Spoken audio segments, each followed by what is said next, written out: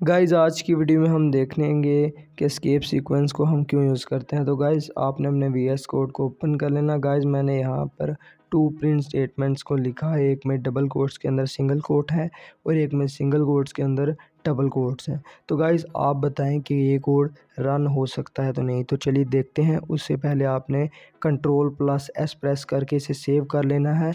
Guys जब आप इस कोड को सेव करेंगे तभी ये रन होगा। तो गाइस जो सेटिंग मैं यूज़ करता हूँ ऑटो सेव, वो भी आप यूज़ कर सकते हैं, बट उसमें एक बहुत बड़ा डिसएडवांटेज ये है कि अगर आपने एक बार कोड को डिलीट कर दिया तो वो कोड आपको दोबारा लिखना पड़ेगा। बट मैनुअल सेव में ऐसा नहीं होता। मैनुअल सेव में आप खुद सेव करते हैं। अगर आपको चेंजिंग सेव नहीं करनी तो आप सिंपली डिस्कार्ड कर सकते हैं।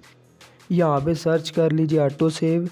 आफ्टर डिले पर आपने प्रेस करना है क्योंकि डिफ़ॉल्ट आपका ऑफ होगा। आपने आफ्टर डिले कर लेना है। अब नेक्स्ट मेथड भी है, उसके लिए आपको फाइल्स पे जाना पड़ेगा। यहाँ से फाइल्स नीचे स्क्रॉल डाउन करेंगे तो लास्ट में एक ऑप्शन होगा ऑटो सेव, इसे सिलेक्ट कर लीजिए। तो अब इसको रन कर लेते हैं। तो गाइज़ आप देख सकते हैं कि हम डबल कोट्स में सिंगल कोट्स और सिंगल कोट्स में डबल कोट्स यूज़ कर सकते हैं। तो गाइज़ अब देखते हैं कि क्या हम डबल कोट्स में डबल कोट्स और सिंगल कोट्स में सिंगल कोट्स यूज़ कर सकते हैं। गाइज़ पहले हमने क्या किया था कि डबल कोट्स के अंदर सिंगल कोट्स यूज़ किए थे और सिंगल कोट्स के अंदर डबल कोट्स यूज़ किए थे। बट हम इस बार इस सिंटैक्स को कम्प्लीटली चेंज करेंगे। हम इस बार डबल कोट्स के अंदर डबल कोट्स यूज़ करेंगे और सिंगल कोट्स के अंदर सिंगल कोट्स यूज़ करेंगे। तो मैं आपसे पूछना चाहता हूँ, इज़ इट पॉसिबल कि हम ये कर पाएंगे? क्या डबल कोट्स के अंदर हम डबल कोट्स यूज़ कर सकते हैं और सिंगल कोट्स के अंदर सिंगल कोट्स यूज़ कर सकते हैं? आप क्या समझते हैं नीचे कमेंट्स में लिख सकते हैं। हम इस सिंटैक्स को जैसे ही चेंज करूँगा, उसको चेंज करने के बाद मैं इस फाइल को रन करूँगा। तो गाइज़ अब इसके बाद हम देखें क्या ये रन हो सकता है। तो गाइज़ आप देख सकते हैं कि एरर आ जाएगा नीचे, सिंटैक्स एरर। तो गाइज़ ये एरर क्यों आया है? इस एरर को रिमूव करने के लिए ही हम एस्केप सीक्वेंसेस को यूज़ करते हैं। तो चलिए देखते हैं हम कैसे एस्केप सीक्वेंसेस को यूज़ करके इस एरर को रिमूव कर सकते हैं। तो चलिए स्टार्ट करते हैं। गाइज़ बस आपको करना ये है कि दोनों सिंगल कोट से पहले एक एक बैक स्लैश यूज़ करनी है और दोनों डबल कोट से पहले भी आपने एक एक बैक स्लैश यूज़ करनी है। तो गाइज़ बैक स्लैश और सिंगल कोट अगर दोनों मिले तो एक सिंगल कोट बनता है और बैक स्लैश और डबल कोट को अगर हम मिक्स करें तो एक डबल कोट बनता है। तो चलिए इस कोड को रन करते हैं तो देखते हैं क्या अब एरर आएगा या नहीं आएगा। तो चलिए इस कोड को रन करते हैं। तो गाइज़ अब आप देख सकते हैं कि आउटपुट बिल्कुल करेक्ट आ रहा है।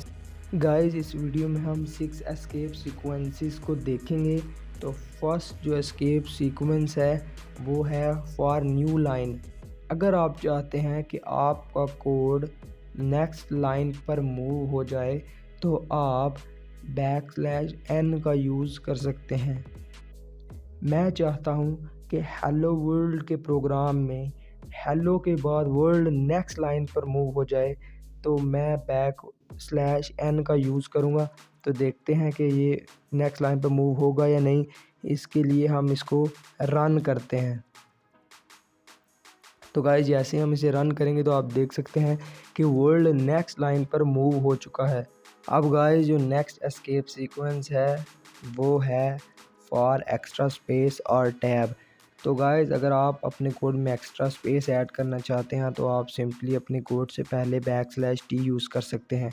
तो फर्स्ट ऑफ ऑल मैं अपना कोड यहाँ लिखता हूँ। फॉर एग्ज़ाम्पल हम पहले इसे प्रिंट करवाएंगे विदाउट एस्केप सीक्वेंस के। तो आप देखना कितना स्पेस है दरमियान में। अब हम इसे प्रिंट करवाएंगे विद एस्केप सीक्वेंस \t के साथ। तो आप देख सकते हैं कितना ज़्यादा स्पेस है। तो गाइज़ इससे बहुत ज़्यादा स्पेस ऐड हो जाएगा।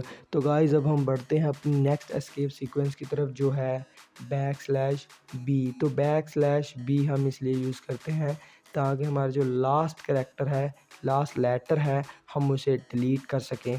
तो गाइज़ अब मैं यहाँ एक छोटा सा कोड लिखता हूँ, इट्स रॉन्ग। अब मैं रॉन्ग में ई एक्स्ट्रा ऐड करूँगा। तो अब मैं इस ई को \b से रिमूव करके आपको दिखाऊंगा। तो हम लास्ट में ऐड करते हैं \b। तो आप आउटपुट में देख सकते हैं वो ई डिलीट हो चुका है। अब हम देखेंगे कि कैसे हम सिंगल कोट के अंदर सिंगल कोट को प्रिंट करवा सकते हैं। तो गाइस मैंने आपको पहले भी बताया था कि हम सिंगल कोट के अंदर सिंगल कोट को यूज़ नहीं कर सकते, बट अगर हम एस्केप सीक्वेंस यूज़ करें तो तब हम कर सकते हैं। तो गाइस इस वीडियो में मैं आपको यही बताऊंगा।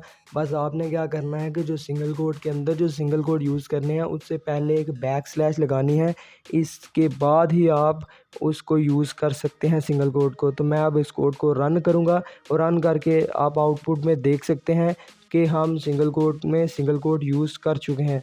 तो गाइज़ आप डबल कोट को भी ऐसे ही यूज़ करेंगे सिंगल कोट की तरह। अब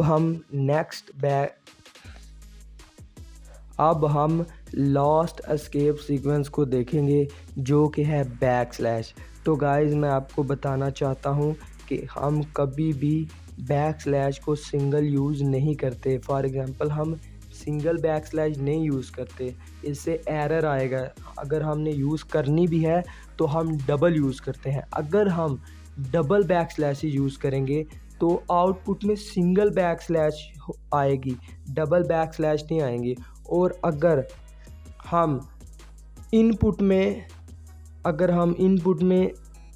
4 बैक स्लैशेस यूज़ करते हैं तो आउटपुट में सिर्फ 2 बैक स्लैशेस आएंगी।